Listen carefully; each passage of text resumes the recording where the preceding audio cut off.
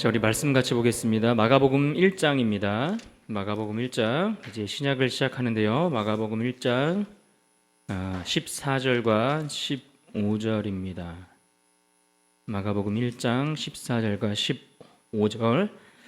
신약의 시대가 선포되는 말씀입니다. 신약의 시대가 이제 시작되었다, 이것을 선포하시는 말씀인데요. 우리 14절, 15절 우리 한 목소리로 읽겠습니다. 다 찾으셨습니까? 우리 신약 성경 53페이지 정도에 있습니다.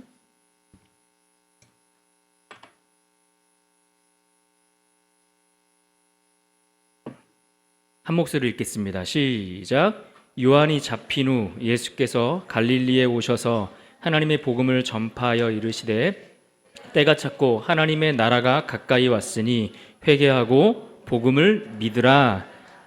아멘. 시니라. 자꾸 제가 글씨를 빼먹고 읽다 마네요. 네, 하나님이 드디어 예수님께서 이 말씀을 하시고 이제 드디어 은혜의 시대를 열어가시는 겁니다. 그래서 우리가 지난 시간까지 괜찮습니다. 뭐 큰 난리 나지 않았습니다. 그럴 수 있어요, 우리 아이들. 자, 우리 시작하기 전에 또 우리 아이들이 어제 꺼주시면 감사하겠습니다. 네, 너무 덥네요. 화가 난 것도 아닌데 덥습니다. 어제 우리 아이들이 그 어린이 부서가 아침부터는 아니군요. 점심부터 모여서 말씀 듣고 기도도 하고 또 우리 같이 교제도 하고 겨울에 추운 시간들을 그렇게 좀 잘 보냈거든요. 또 애쓰신 우리 선생님들 너무 고생 많이 하셨는데 우리 수고하시는 우리 선생님들을 위해서 또 아이들을 위해서 격려의 박수 한번 할까요, 우리? 네. 추운 겨울날 하도 우리 선생님들이 그동안 숨어서 일하는 거에 익숙하셔가지고 소문을 안 내주셔가지고 대부분 모르셨죠. 미리 알았으면 우리가 더 기도 많이 하고 그랬을 텐데 앞으로는 제가 소문 좀 많이 내달라고 그랬습니다. 그래야지 또 우리 어른들이 사탕이라도 하나 더 사주시고. 아이스크림인가요? 네, 더 큰 걸로 사주실 줄 알고 그렇게 기대합니다. 우리 아이들 끝까지 좀 열심히 해주셔서 참석해주셔서 고맙고요. 이제 몇 번 안 남았습니다. 오늘이 8번째죠. 8번, 9번, 10번. 이제 2번만 더 이제 오늘 지나고 하면 되는데 약속했으니까 선물 드립니다. 네, 선물 드리니까 실망하지 마시고. 자, 그래서 오늘도 막간을 이용해서 선물을 준비했습니다. 자, 우리 지난 시간에 신약과 구약의 중간, 그 중간의 이야기들을 살펴봤는데요. 살펴봤는데 그 신약과 구약 사이의 그 조용한 그 시기를 흔히 신구약 중간기 침묵기라고 불렀다고 이야기를 했습니다. 자, 그렇다면 우리 아이들에게 먼저 우선권을 드리겠습니다. 빨리 말씀하시는 분들이 있어가지고 제가 아이들에게 먼저 말씀을 드립니다. 우리 아이들에게 먼저 마칠 수 있는 특권을 드리겠습니다. 자, 그 기간이 몇 년이었을까요? 저기 맨 뒤에서 먼저 손 들었어요. 미안해요. 아들아, 내가 우리 관계도 있는데 미안해. 내가 어쩔 수 없다. 되게 좀 빨랐어, 조금. 자, 정원이가 400년. 네, 좋아요. 오늘은 제가 선물을 다양하게 준비했어요. 오세요. 나오세요. 빨리 나오세요. 골라가셔야 돼. 이거 누가 고르기 전에 빨리 골라가야 돼. 자, 종류, 야, 안 주고 내가 먹고 싶다 이거. 다양하게 준비를 했어요. 자, 하나만 골라가세요. 저거 쪽쪽 빠는 맛이 저거 맛있는데 저거. 드셔보신 분들이 계실지 모르겠지만, 자, 문제 하나 더 드리고 시작해야겠죠? 문제 하나 더 드리고 시작하겠습니다. 갈 길도 멀지만 빨리빨리 하면 되니까 다 할 수 있습니다.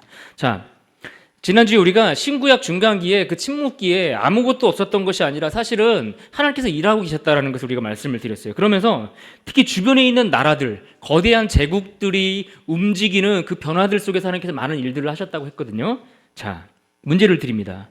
그러니까 그 흐름을 보면 그 북이스라엘을 점령했던 아수르 제국에서 그 다음에 요 나라를 거쳐서 페르시아로 가거든요. 자, 잠깐만요. 자꾸 어른들이 맞추려. 이거 드시고 싶으세요? 사드릴게. 이거에 자꾸 이렇게 목숨 걸고.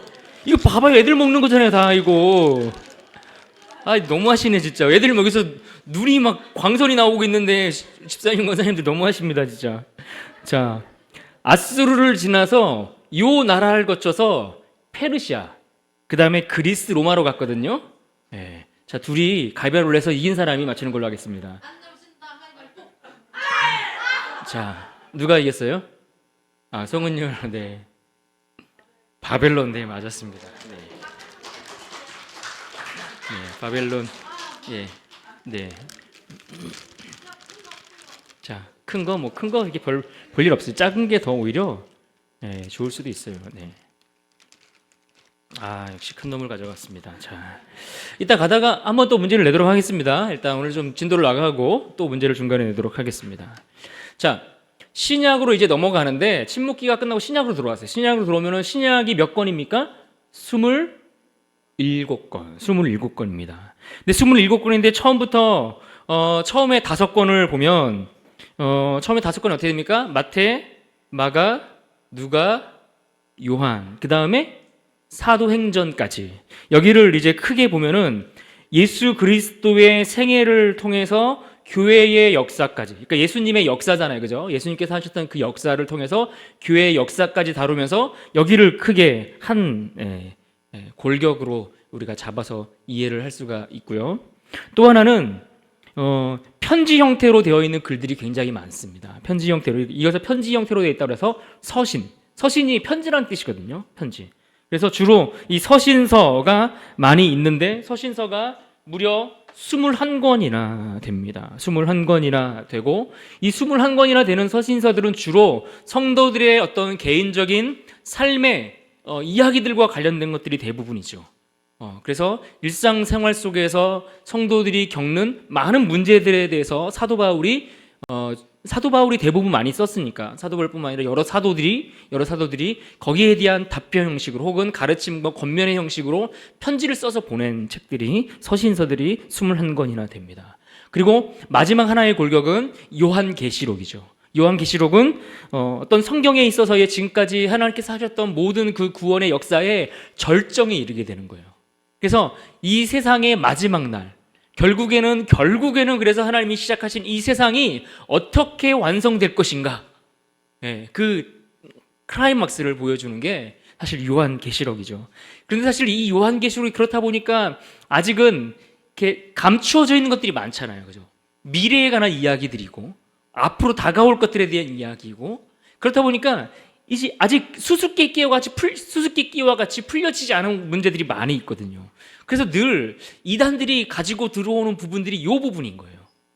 우리가 아직 잘 모를 것 같은, 뭔가 베일에 감춰 있는 것 같은. 그래서 예를 들어 이런 거예요. 보혜사 성령을 또 다른 보혜사를 너희에게 주신다, 이렇게 말씀을 하셨는데, 예를 들어 성경에 보면 그런 예수님께서 말씀하셨던 그 말씀을 가지고서 이단들은 뭐라고 해석을 하냐면, 봐라, 또 다른 보혜사라고 그랬다. 또 다른 보혜사를 보내신다고 했으니까 예수님 말고 또 다른 보혜사가 예수님처럼 육신을 입고 이 땅에 올 수 있는 거다, 이렇게 이야기를 하는 겁니다. 그래서 다 본인들 그게 또 누구 얘기하는 거, 다 내가 그래서 보혜사다, 그 또 다른 보혜사, 이 얘기를 하는 거거든요. 근데 여기서 말하는 또 다른 보혜사라는 걸 누굴 얘기해요? 그러니까 성령님을 얘기하시는 거잖아요. 근데 이런 식으로, 이거는 이제 요한계시록에 있는 말씀은 아니지만 그런 식으로 뭔가 성경을 자꾸 풀이하니까 문제가 되는 부분들이 있죠. 어쨌든 신약은 크게 역사에 관한 부분들, 예수님의 생애로부터 교회의 역사까지, 마태, 마가, 누가, 요한, 사도행전까지, 그 다음에 사도행전 그 다음에 로마서부터 시작해서 쭉 유다서까지 해서 서신서들, 마지막에 요한계시록, 이렇게 크게 3가지 골격을 이루고 있다라고 말씀드릴 수가 있습니다. 자, 그래서 이거를 흔히 역사, 그 다음에 체험, 그 다음에 예언, 이렇게 3가지 큰 주제로 신약 성경을 구분해서 볼 수 있다라고 말씀드릴 수가 있겠습니다. 그래서 마태복음부터 사도행전까지는 우리가 어떤 내용들이 들어있는지 주로 알겠죠. 예수님께서 이 땅에 오셔서 하셨던 사역들과 그로 인해서 교회가 어떻게 성장해 나가는지, 그러니까 교회의 성장은 곧 복음이 전파되는 그 과정들을 보여주는 것 아니겠습니까? 그런가 하면 그 서신서들은 아까 말씀드린 것처럼 권면의 말씀들이 많이 들어있다고 했어요. 그리고 여기 책에 보시면은 149페이지 정도에 보시면은 거기 아랫단에 이렇게 되어 있습니다. 하나님의 백성들을 향한 하나님의 권면으로 가득하다. 그러면서 신약 성경에는 몇 가지 명령이 들어있다고 말씀하고 있냐면은 1051가지나 되는 명령들이 수록되어 있다, 이렇게 얘기를 하고 있습니다. 그래서 대부분, 그리고 이 서신서들의 특징 중에 하나가 또 뭐냐면 대부분의 이 서신서들은 사도행전을 읽어보시면 그 사도행전에 나오는 어느 지점에 이게 속한다라는 게 다 이렇게 들어가 있습니다. 맞물려 있다는 거예요. 예. 사도 바울, 그 사도행전의 그 내용 1장, 2장, 3장 쭉 가는 그 중간중간에 각 서신서들이 요때 요렇게 적용되고 요렇게 연결되는 고리점들이 그렇게 맞물려 있다라는 것을 그렇게 우리가 이해할 수가 있겠습니다. 특히 여기서 이제 서신서들이 굉장히 많잖아요, 그죠? 그러니까 뭐 아까 말씀드렸던 그 앞에 첫 권력에 해당됐던 부분들은 네, 이거 뭐 빈칸 넣기인데, 근데 이거 안 하실 거잖아요, 그죠? 네, 빈칸 넣기 안 할 거니까 넘어가고요. 일단은 서신서를 나누기 전에 앞에 기본적인 거 우리가 잘 아는 거 마태, 마가, 누가 여기까지를 뭐라고 그래요? 공간복음서, 공간복음. 왜 공간복음입니까? 네. 공통된 사건에 대해서 각자 다른 관점으로 그 사건을 바라봤기 때문에. 그래서 성경을 볼 때 예를 들어서요, 물론 한 곳에만 나와 있는 사건들도 있습니다. 근데 예를 들어서 오병이어 사건들은 어디 나왔을까요? 마태, 마가, 자꾸 자신은 다 어디로 갔습니까? 예, 마태, 마가, 누가, 요한복음까지 사복음서 안에 다 들어있어요. 예. 그래서 이런 사건들은 읽다가 조금 이해가 안 되면은 이게 어떤 의미일까 하면은 다른 본문에 가서 똑같은 사건을 보시면은 이게 보충이 되는 부분들이 있습니다. 그러니까 이런 식으로 이게 연결되는 부분들, 이것도 그래서 부터 평행 본문이라고 하거든요. 평행 본문. 그래서 제가 가끔 설교할 때에 이 본문에 대해서 요즘 이제 수요일날 저희가 이제 예수님 만난 사람들 시리즈를 하잖아요. 그러다 보면은 거기서 예수님 만난 사건들이 여기서는 분명히 지난주가 레위였나요? 네. 레위가 예수님을 부르신 장면. 근데 우리는 다 레위라만 알고 있지 레위가 마태라는 사실을 지난주에 아신 분들이 굉장히 많더라고요. 저만 깜짝 놀랐습니다. 근데 그런 것들이 왜 마태복음에 보면 똑같은 사건인데 마태는 마태라고 기록을 하고 있거든요. 본인이 본인 이름을 그런 차이들을 이제 비교해 보면 또 성경을 재미있게 좀 더 의미 있게 살펴볼 수 있는 그런 장점들이 있습니다. 마찬가지로 이제 신약의 이제 서신서들을 보면 이 서신서들은 크게 바울 서신과 일반 서신으로 나눌 수가 있습니다. 일반 서신, 바울 서신과 일반 서신. 바울 서신은 몇 개일까요? 13개. 13개인데 혹 14개라고 주장하시는 분들도 있어요. 왜냐면은 무엇 때문에 그럴까요? 왜 13개냐 14개냐 이렇게 차이가 있을까요? 혹시 들어본 적 있으신가요? 뭐 들어본 적이 없는데 찍으라고 말씀을 드릴 수도 없고, 요 이유는 히브리서 때문에 그래요. 히브리서. 그러니까 히브리서의 저자가 불분명하거든요. 불분명한데 이 히브리서 저자가 바울이라는 사람들의 주장들이 많이 있고 그렇지 않다라고 생각하는 사람들도 있습니다. 그래서 뭐 여러분들이 읽어보시고 한번 판단을 해보세요. 근데 재미있는 특징 중에 하나는 보세요. 바울 서신들은 주로 바울이 썼고 그 제목은, 책의 제목은 그 편지를 받는 사람들의 수신자의 이름이 붙여져 있어요. 그죠? 예를 들어서 로마서, 로마 교회의 성도들에게 쓴 편지잖아요. 그쵸? 로마 황제한테 보내는 건 줄 아셨습니까? 그 다음에 갈라디아서, 당연히 갈라디아 교회 성도들에게 쓴 편지들이에요. 이런 식으로 그 편지를 받는 사람들의 이름이 그 책의 그 서신서의 제목이 되어 있어요. 그죠? 그렇게 따지면 히브리서는 히브리인들에게 쓴 바울의 편지일 수 있겠다, 이렇게 주장하시는 분들도 있는 겁니다. 그래서 여러 가지 관점들을 가지고 따지는 거예요. 실제로 이 필체나 그가 쓰는 언어들의 어떤 그런 사람마다 자주 쓰는 언어들이 있거든요. 여러분들이 저랑 계속 신앙생활 하다 보면 이제 제가 자주 쓰는 용어에 익숙해지는 것들이 있을 거예요. 그럼 나중에 어디서 많이 듣던 얘기인데 그러면은 제가 생각날 수도 있고 뭐 이럴 수 있습니다. 왜냐하면 사람이 가지고 있는 언어의 범위들이 어느 정도 다 있거든요. 그러니까 그 사람만이 쓰는 언어들이 있어요. 그래서 그런 것들 특징을 가지고서 이게 아니냐 뭐 기냐 따지기도 하고, 그러니까 필체나 뭐 이런 것들, 그 다음에 바울이 뭐 눈이 좋지 않아서 큰 글자로 썼다는 표현이라든지 이런 것도 있지 않습니까? 그 다음에 눈이 좀 안 좋으니까 대필을 해서 성경을 기록한 부분이나 뭐 이런 거 여러 가지를 따져가지고서 저자를 이제 판단하는데 그런 부분들이 있다라는 것을 간단히 좀 설명을 드리는 거고요. 또 하나는 그래서 이제 로마서부터 빌레몬서까지, 빌레몬서까지 이게 바울의 서신이다 이렇게 이야기를 하고요. 그 다음에 기타 서신들을 보통 일반 서신이라고 이야기를 하기도 하고, 하는데 이거는 이제 바울이 아닌 다른 사도들이나 기자들이 쓴 책들을 이야기를 합니다. 그래서 여기는 예를 들어서 야고보서, 이거는 야고보의 사도에게 편지를 쓴 게 아니고 야고보 사도가 기록한 책이죠. 네. 눈을 뜨고 들으셔야 되는데 갑자기 저까지 졸립니다. 네.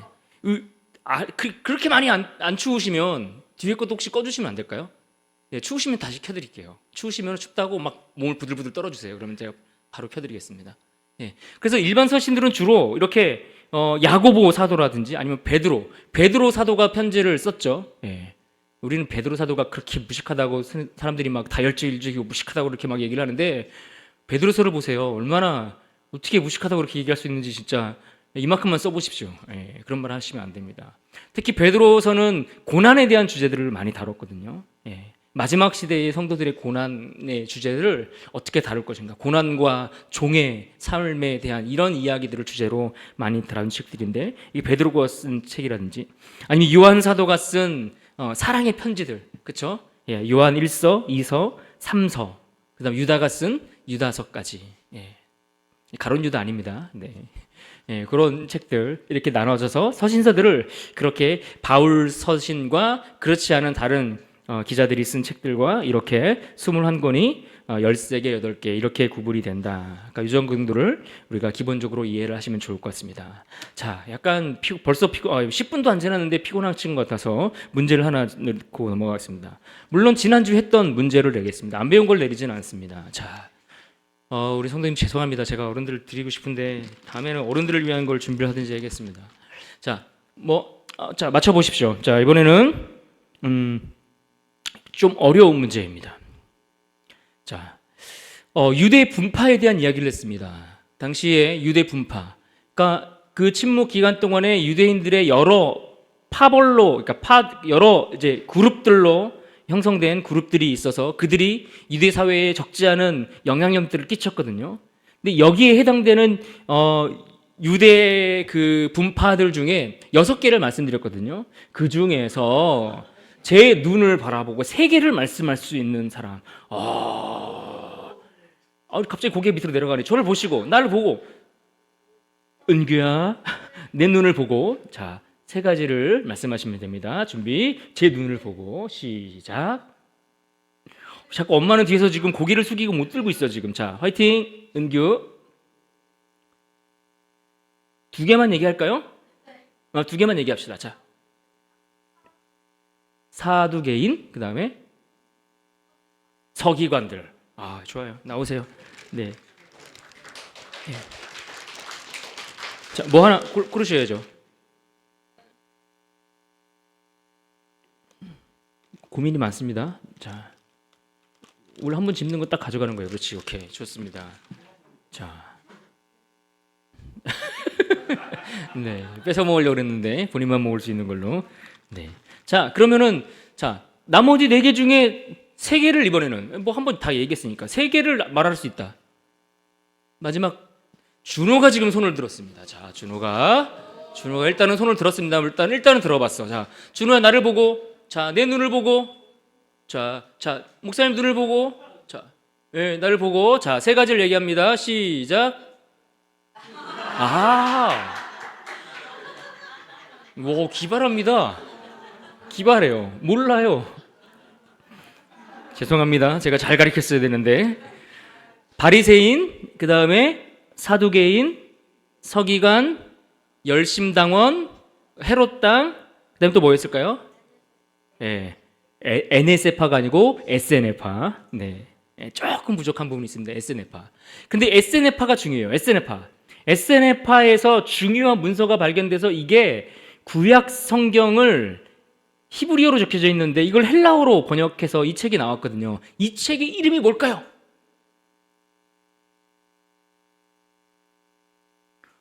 문인영 권사님 손 내리세요. 자꾸 문인영 권사님 고개를 내렸다. 자, 우리 준서 형제.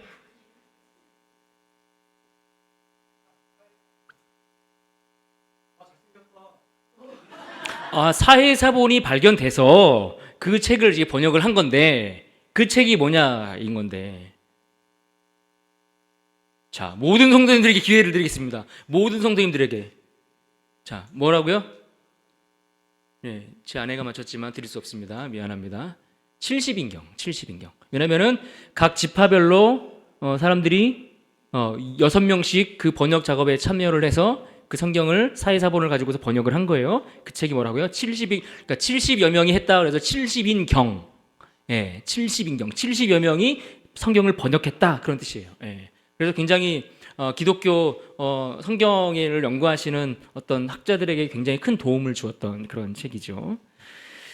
네, 그렇습니다. 네, 아쉽지만 늘 문제를 내고 나면은 씁쓸함이 남아요. 이렇게 아쉬움과 씁쓸함이 남습니다. 자, 그래서 넘어가면 이제 신약 시대를 총 12시대로 성경의 이 책에서 분류를 해놨는데요. 자, 첫 번째 시대부터 네 번째 시대까지는 어디겠습니까? 마태, 마가, 누가, 요한입니다. 그런데 이 네 세대를 그러니까 각 권을 그렇게 한 시대로 그렇게 구분을 그냥 해 놓은 겁니다. 특히 예수 그리스도의 생애에 대한 이야기들을 공통적으로 다루고 있지 않습니까? 근데 이 주제들과 특징들이 있어요. 그래서 흔히 마태복음을 가리키면은 이것은 왕의 복음이라고 그렇게 이야기를 합니다. 왕의 복음. 왜냐하면 마태복음은 그 복음서를 읽는 대상들이 누구라고 생각을 했냐면은 유대인들이라고 생각을 했어요.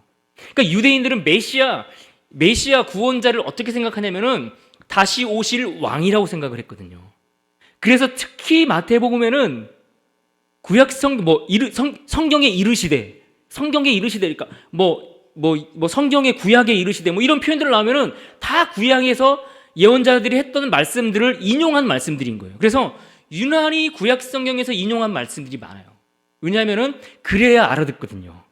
그러니까 너희들이 지금까지 구약에서 들었던 그 예언됐던 그 말씀대로 오신 분이 예수님이야. 이거를 이야기를 해줘야 그 사람들이 믿거든요.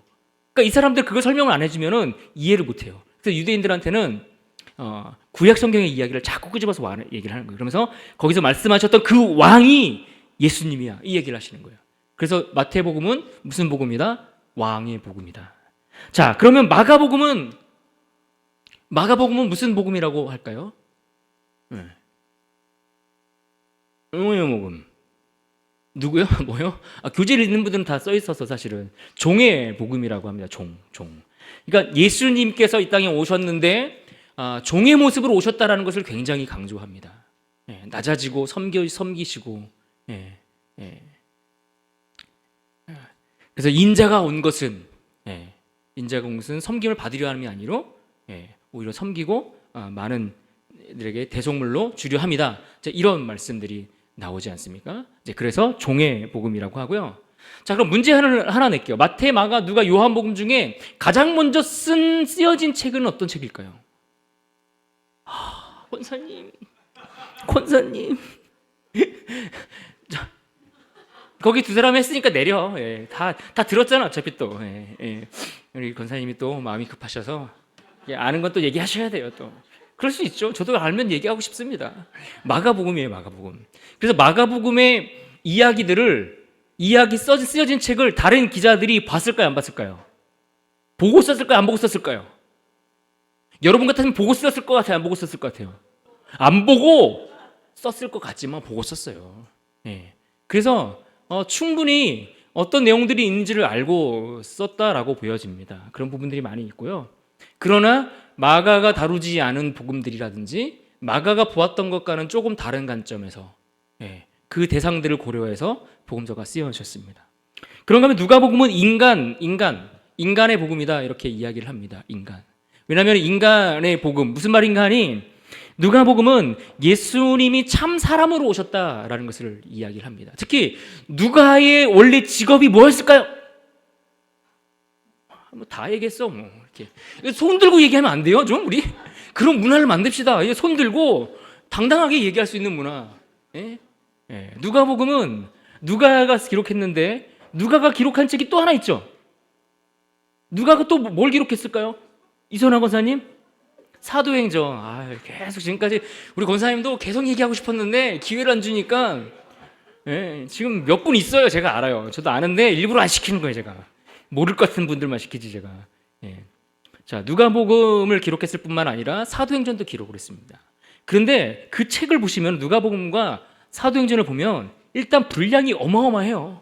분량이 어마어마하게 많아요. 내용 자체가 많아요. 장수를 떠나서 분량 자체가 복음서 중에서도 누가복음이 제일 많거든요. 왠지 아세요? 그 직업이 영향을 끼친 거예요. 그러니까 의사라는 직업을 갖고 있어서 굉장히 사람을 고치시고 치유하시는 부분들에 대해서 다른 저자들이 다루지 않았던 세밀한 관점들을 가지고서 보여주는 게 있거든요.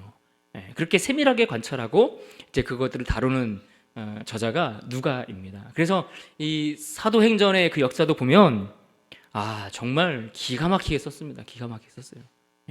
이것만 제대로 공부를 해도 웬만한 그때 당시의 역사를 제대로 공부해낼 수 있을 만큼 풍부한 내용들을 담고 있죠. 그래서 누가복음은 참 인간으로 오신, 그러니까 하나님이 우리에게 보내신 메시아가 우리를 구원하시려면 몇 가지 조건들이 있거든요. 참 신이셔야 돼요. 하나님, 죄가 없으신 하나님의 왕. 그리고 그분은 동시에 우리와 같은 똑같은 성정을 가진 인간의 몸을 입고 있어야 그것이 의미가 있어요. 나중에 이것들을 설명할 기회가 있겠지만, 그래야 대속의 의미와 그 죄를 사하시는 것의 의미가 완전히 들어맞는 부분들이 있습니다. 그런데 어쨌든 누가는 예수님이 오셨는데 예수님의 그 인간적인 모습들, 그래서 뱀머리에 머리를 대시고 이렇게 누워서 쉬시는 장면이라든지 이런 것들 있지 않습니까? 생선을 달라 해서 생선을 먹으시는 장면들, 이런 것들도 같이 생각해 볼 수가 있습니다. 그런 건 요한복음은 조금 다릅니다. 요한복음은 어떤 시간의 흐름에 따라 기록되어 있지 않고 어떤 하나의 주제들을 가지고서 기록되어 있다라고 볼 수 있는데, 그래서 약간 이 요한복음은 조금 영적인 주제를 다루고 있다, 이렇게 이야기를 할 수 있습니다. 영적인 주제, 약간 그 영적인 주제들을 가지고서 그 사건들을 조금 바라본다. 그래서 여기에는 예수님이 자신을 가리키는 에고에이미라고 하죠. 나는 누구다라고 하는 스스로 자신의 정체성에 대해서 밝히시는 장면들. 나는 세상의 빛이다. 나는 길이요 진리요 생명이다. 나는 양의 문이다. 생명의 떡이다. 이런 것들. 자, 눈을 뜨시고, 눈을 뜨시고. 이 시간은 굉장히 졸린 시간이죠. 여러분이 주무시면은, 눈을 감으면은 저도 같이 묵상하고 싶어져요. 이렇게 그러니까 눈을 뜨시고, 자꾸 깨우는 것도 저도 힘듭니다. 이해해 주십시오. 자, 그렇게 네 번째 시대까지 지나가고, 이제 다섯째 시대로 넘어가면 어떤 시대가 나옵니까? 교회 형성의 시대가 나오는 겁니다. 교회 형성. 이 교회 형성 시대가 1장부터 12장까지의 내용을 다루고 있습니다. 1장부터 12장까지 보면은 주로 어떤 일들이 벌어지는가? 오순절에 성령 강림하는 사건, 그리고 그 성령 강림하는 그 사건과 함께 어떤 내용들이냐면은 그 복음이 어떻게 전파될 것을 얘기하냐면 예루살렘과 온 유대와 사마리아와 땅끝까지 이르러 내 증인이 되리라 라는 말씀을 하시지 않습니까? 근데 그 말씀처럼 실제로 복음이 예루살렘으로부터 시작해서 유대와 사마리아와 땅끝이 어딜까요? 이방인들을 얘기를 하는 거예요. 그 밖에 이방인들. 그러니까 그 시대에서 이해했던 범위 안에서의 땅끝을 이야기를 하면서 복음이, 교회가 성장해 나가면서 그렇게 사마리아까지 복음이 전파되어져 가는 그 과정들을 보여줍니다. 특별히 이 시기에 어떤 일들이 벌어지느냐, 예루살렘에 큰 핍박이 일어납니다. 언제 일어납니까? 빌립 집사가 순교한 이후에. 빌립 집사님이 최초의 순교자로 등장을 합니다. 이분이 복음을 전하다가 사람들이 돌을 던져서 그 돌에 맞고 순교를 해요. 그리고 순교한 이후로 그 현장에 누가 있었습니까? 근데 사울이라 하는 청년 바울이 있었던 거예요. 그죠? 근데 그 자리에 사실은 그 사건을 주도해 나가는 역할을 했었지요. 그런데 어쨌든 그 이후에 9장에선가 사도 바울이 예수님을 만나고 이방인의 선교사로 부름을 받습니다. 그리고 본인이 직접 그 복음을 열방을 향해서 들고 나아가는 역할들을 사도 바울이 감당하게 되는 겁니다. 그런데 이 빌립 집사님이 순교한 사건 이후에 사람들이 무서워서 도망을 간 거예요. 다 흩어지기 시작한 거예요. 유대인의 그 예루살렘의 핍박이 심해지니까 자연적으로 이 사람들이 흩어져서 도망을 갔는데, 도망을 가서 복음이 흩어지고 끝난 것이 아니라 흩어지고 뿔뿔이 도망간 그 자리에서 그들이 또 복음의 씨앗이 되어서 여전히 복음은 더 멀리 퍼져가게 되더라는 거예요. 그러니까 우리는 핍박이 임해서 완전 망했다, 끝났다 생각을 했는데, 오히려 핍박과 환난과 어려움을 통해서 복음이 더 확장되고 더 퍼져가고 오늘날의 교회가 모습을 갖출 때까지 성장시켜 나가시는 하나님의 방법인 거예요. 그러니까 우리가 보는 관점이랑은 너무 다르잖아요. 그죠? 어떻게 하나님이 복음을 선포하시는데 이런 환난과 어려움을 통해서 전파할 계획을 우리가 할 수 있겠습니까? 근데 하나님은 그런 방식으로 일을 하시더라는 거예요. 오히려 환난을 역전시키시는 거죠. 네, 그렇게 성장하게 됩니다. 그러면서 사도행전 13장에 들어가면 본격적으로 이방인들을 향한 선교가 시작이 됩니다. 이방인들을 향해 첫 번째로 세워졌던 교회가 있는데 그 교회 이름이 무엇일까요? 머리만 쩍쩍 배우지 않았으니까 또 이제 갑자기 조용해지고 있어요. 이방인 선교를 위해서 처음으로 세워진 교회가 어디일까요? 들었어. 또 우리 은규는 씩씩해요. 얘기해봐, 빨리 얘기해봐. 다착 안디옥 교회. 맞았어요. 보고했어도 맞았어. 원래 그 오픈북도 빨리 찾는 게 기술이거든, 실력이거든요. 나오세요. 하나 더 줄게. 자. 야, 네 집 아들인지 참. 자, 또 혼자 먹을 수 있는 이거 가져갈 거야? 아니야. 그거 많이 뺏길 것 같은데. 괜찮겠어? 그거 다 뺏길 것 같은데. 은지령이 그거 해달래. 진짜 착한 동생. 정말 아들아, 착하게 살자. 자, 네. 안디옥 교회가 처음으로 사실은 이제 세워지고, 이 안디옥 교회에서 바나바와 바울을 선교사로 파송하는 거예요. 네.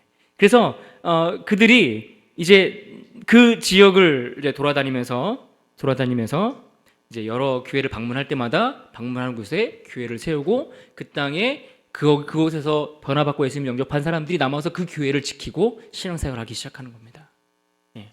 그렇게 1차, 2차, 3차, 흔히 바울의 전도 여행하면 1차, 2차, 3차까지를 정석으로 봅니다.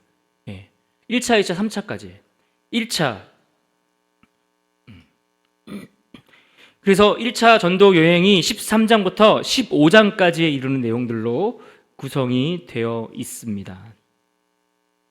그리고 1차 전도 여행을 마치고 나서 2차 전도 여행을 할 때 보면 예루살렘에서 회의를 한번 하게 됩니다. 무슨 회의를 하냐면은 그 이방인들이 구원을 받을 수 있느냐, 뭐 이런 문제 가지고서 회의를 합니다. 실제로 이방인들에게도 구원이 있냐 없냐, 그들이 그 주의 만찬을 참여하는데 들어올 수 있냐 없냐, 뭐 이런 거 가지고 이제 그다음 우상 제물을 먹는 문제, 이런 거 가지고서 이제 총회를 하죠. 총회를 하고 회의를 해서 그것들이 결정된 내용들을 가지고서 이방인들에게도 구원이 있다, 이렇게 결론을 내리고 그들을 향한 본격적인 복음 전도 사역이 시작이 되는 겁니다. 그래서 2차 전도 여행 때는 누가 함께 갔느냐? 실라와 디모데를 대동하고 2차 전도 여행을 떠나게 됩니다. 난리가 났어요, 밖에 지금. 네. 그리고 3차 전도 여행도 마찬가지로 사도 바울이 떠나게 되죠. 그래서 1차, 2차, 3차 전도 여행 때 보면은 1차 때 방문했던 그 지역을 향해서 써내서 보낸 서신서가 갈라디아서, 야고보서. 그죠? 갈라디아서, 야고보서. 그다음에 2차 전도 여행 때가 데살로니가 전서, 후서. 그다음에 3차 전도 여행 때가 고린도 전후서, 그다음에 로마서까지라고 보게 됩니다. 그래서 이 다음 그림을 보시면, 이 표를 보시면 조금 분명하게 들어오는 부분들이 있죠. 네. 그리고 이제 4차 전도 여행은 무엇을 4차 전도 여행이라고 보는가 하면은 사도 바울이 복음을 전하다가 스스로 예루살렘에 올라가기를 원해요. 왜 예루살렘에 올라가려고 했을까요? 예루살렘에 올라가려고 했던 목적이 있어요. 왜요? 네? 잡혀서 어디로 간다고요? 왜 로마로 가려고 했을까요? 네, 황제를 만나기 위해서. 네, 내가 황제 앞에서 이 복음을 전하겠다. 이게 그의 나름대로의 소명이었던 거예요. 네, 결국은 로마를 찍고 서바나로 건너가려고 했죠.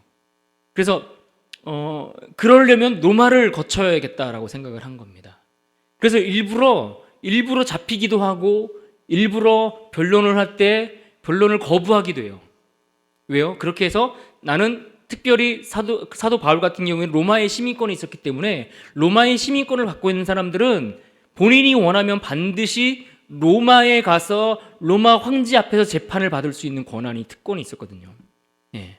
근데 다른 사람들은 간혹 이 돈을 주고 태생이 불경건하셔서 이게 로마 태생이 아닌데 로마 시민권을 따는 사람들도 있었죠. 그런데 로마는 정통 그 시민권을 가지고 있었거든요. 그래서 이것들이 그에게 특권이 되고 사실은 잘 무기로 활용이 됐어요. 그래서 로마 황제까지 가서 로마 황제 누구입니까? 가이사 앞에서 그가 복음을 전하기를 원해서 일부러 잡혀서 고난 가운데 로마까지 올라가게 되는 겁니다. 그래서 이 로마에서 그 황제 앞에 있으면서 특별히 감옥에 갇혀 있으면서 그렇게 이제 지내는 그 기간들을 이제 4차 전도 여행이라고 그렇게 분류를 해 놓은 것입니다. 특히 감옥에 있으면서 옥중서신이라는 것을 씁니다. 옥중서신을 뭐라고 하면은 감옥에서 쓴 편지. 요즘도 가끔씩 뭐 정치적으로 이런 표현들 나오기도 하잖아요, 그죠? 옥중서신. 근데 이 옥중서신은 그래서 어떤 책들이 있습니까? 네 개가 있어요. 에베소서, 골로새서, 빌레몬서, 빌립보서, 앳빌골몬 이렇게 네 가지가 되는 겁니다. 그래서 이것을 옥중서신이라고 이야기를 하죠. 그래서 그 이야기를 다루고 있는 것들이 이것들이고요. 그 다음에 5차 전도 여행은 왜 5차 전도 여행으로 분류해 놨는가 하면은 이 5차 전도 여행은 바울이 로마에 갇혀 있다가 로마에 한 2년 정도를 그 셋집에 그냥 자기가 전세 얻은 집인데 그 집에 감금되다시피 그 집에서만 지내게 돼요. 그런데 이 저자의 설명에 의하면은 이 로마 당시에 이 재판을 받을 때 로마의 법은 누가 이제 어쨌든 그 법정에 쓰게 되면은 고발한 사람들이 18개월 안에 나타나서 그의 죄에 대해서 다시 변론하고 이런 일들이 없게 되면 이제 다시 그 재판에서부터 자유를 얻게 된다. 그런 법들이 있었다고 합니다. 그래서 2년 동안 거기에 머물러 있었다고 성경에 나오거든요. 사도행전에 보면. 그러니까 2년 정도 머물러 있었으면은 이미 18개월이 지난 기간들이기 때문에 그 지난 이후에 그가 또 전도 여행을 하면서 로마 이후에 되어지는 그의 사역들을 이것을 가리켜서 바울의 5차 전도 여행이라고 이야기를 하고 이 5차 전도 여행 때 쓰여진 책들이 주로 디모데 전서, 후서, 디도서 그리고 베드로 사도가 썼던 베드로 전후서 이게 요 시기에 쓰여졌다라고 보는 겁니다. 특별히 디모데 전서나 디도서 이런 서신들은 목회 서신이라고 이렇게 많이 일컫습니다. 왜냐하면 그곳에 사역하고 있는 디모데나 디도에게 어떻게 사역할 것인지 어떻게 말씀을 가르칠 것인지에 대한 이야기들이 많이 담겨져 있어서 목회와 관련된 이야기들을 다루고 있다 해서 목회 서신이라고 부르기도 합니다. 그런가 하면 이제 그 이후에 다른 사도들, 사도 요한이나 유다나 그 다음에 히브리서를 기록한 그런 저자들이 그 책들을 썼던 시기에 벌어졌던 그 기간들을 후기 사도 시대라고 그렇게 부르는 겁니다. 그래서 후기 사도 시대들을 거쳐서 사역이 이어지고 그 다음에 마지막이 어디로 갑니까? 마지막은 이제 사도 요한이 반모섬에 유배를 가서 그것의 세상의 마지막 나라에 대해서 하나님께 계시를 받고 기록했던 요한계시록 시대, 역사의 종결 시대를 가리켜서 마지막 역사의 종결 시대 그렇게 해서 신약 시대를 총 12 시대로 나누어 본다면 그렇게 될 수가 있겠습니다. 그리고 여기에는 예수님의 탄생 나이에 대해서도 뭐 이제 여러 가지 이야기들이 좀 있는데, 우리는 흔히 일반적으로 생각하는 것처럼 30세에 사역을 시작하셨고 33세 3년 동안에 3년 6개월 정도 되는 기간을 사역하셨다. 33세 정도의 생을 하셨다. 이 땅에서 생활하셨다. 이렇게 이해하시면 좋겠습니다. 그렇게 하면은 신약 전체를 시대순으로 우리가 정리해 볼 수가 있습니다. 그래서 예수님의 시대가 임하면서부터 하나님의 나라가 이미 이 땅에 임했다라고 이야기를 하고, 그 하나님의 나라가 임한 그 시대가 시작되어서 이제는 어딜 향해 가는 겁니까?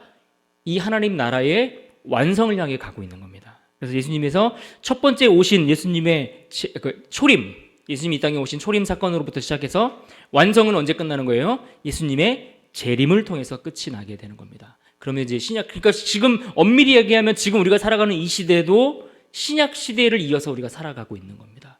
그러니까 신약 시대의 마지막이 아직 완성되지 않은 겁니다. 그렇죠? 그래서 우리는 그 마지막을 보게 될 줄로 믿고 또 그 안에서 우리 신실하게 생활을 해 나가는 것입니다.